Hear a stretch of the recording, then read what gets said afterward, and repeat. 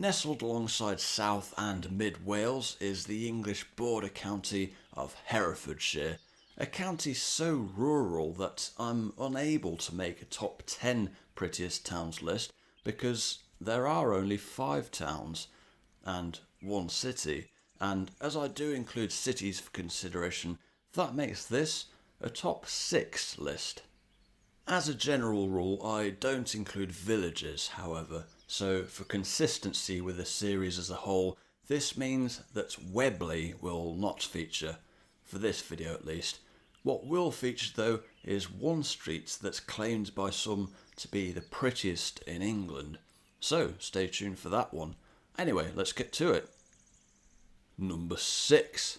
Bringing up the rear is a town with one of the most devious trick pronunciations in England, and that's saying something. Here's Leicester. Yes, that's right, the O, I and N are all silent. Why? I haven't the foggiest idea, but the train announcements on the way into Leicester will clue you into this, so that you don't end up making some terrible faux pas with the locals. Now, scoring last place on the looks department would normally be a disastrous condemnation, and this would be true for any other English county, with the exception of Rutland, but in this case, the actual conclusion to be drawn here is there isn't a bad-looking town in all of Herefordshire, and Leicester's dense array of listed buildings serves as the starter for this particular 6-course tasting menu, as it were. Number 5.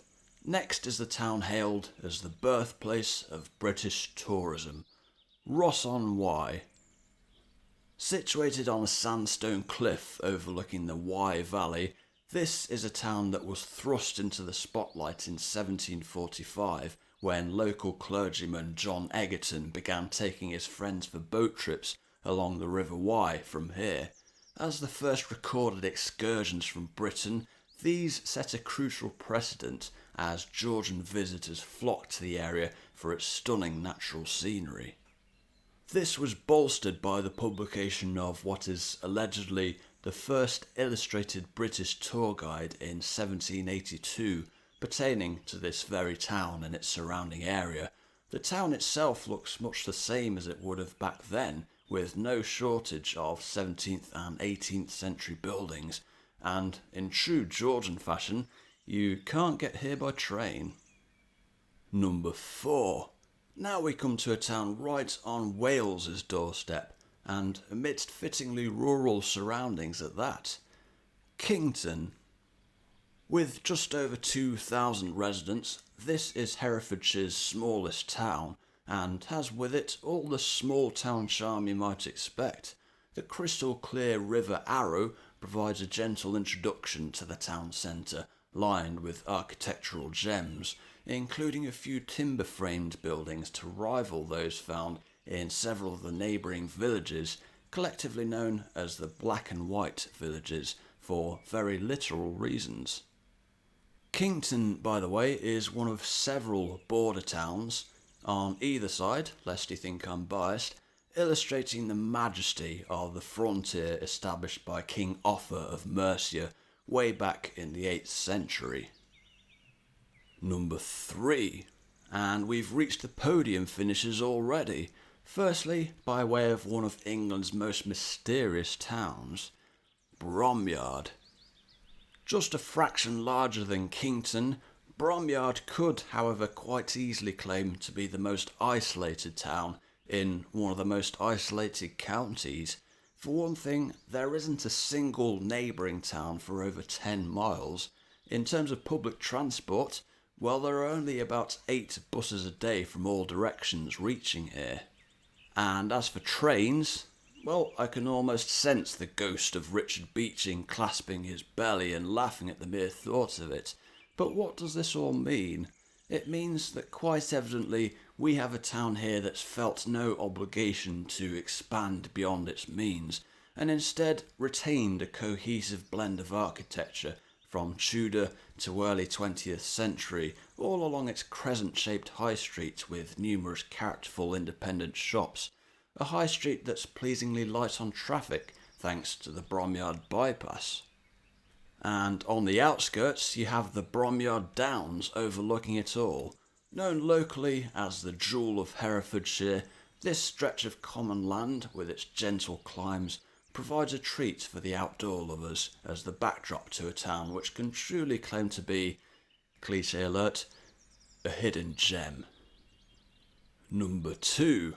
Effectively the big reveal for those familiar with the county, the runner-up spot goes to Hereford.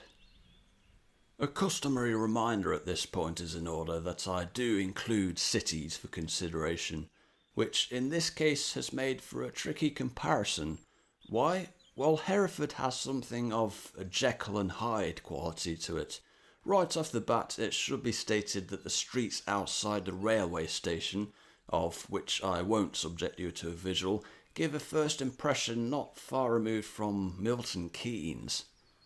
As for the city centre, it contains a mix of drab shopping streets to, well, some of the most sublime streets in the country. Then of course there's its crowning glory, Hereford Cathedral. Now, there's something poetic about ancient cities with riverside cathedrals, and they're surprisingly less common than you might initially think. But aside from London, Durham and nearby Worcester, that really only leaves Hereford, and possibly Salisbury, even though that's not technically ancient. So why then is this city seemingly not as famous as its looks and history would warrant it to be? Who knows? But hearing Robert De Niro completely butcher the pronunciation of quote-unquote Hereford in Ronin certainly warrants a smile. Number 1. So, by process of elimination, the top spot here goes to the one remaining Herefordshire town, which is none other than Ledbury.